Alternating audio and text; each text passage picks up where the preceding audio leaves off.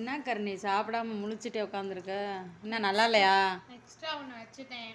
Extra வச்சிட்டியா? ஏன்? நல்லா இருக்குன்னு சொல்லி வச்சேன். சாப்பிட்டுட்டு அதோட விளைவுகள் என்னென்ன இருக்குன்னு தெரியல.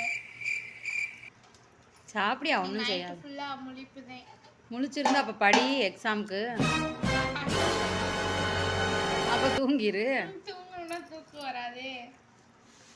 நீ சாப்பிட்ட போதுன்னு ஒரு இட்லி வச்சுக்கோ. சாப்பிட முடியாயா? சரி வச்சிரு விடு, எந்திரி. சாப்பிடணும். சரி சாப்பிடு. என்னையா?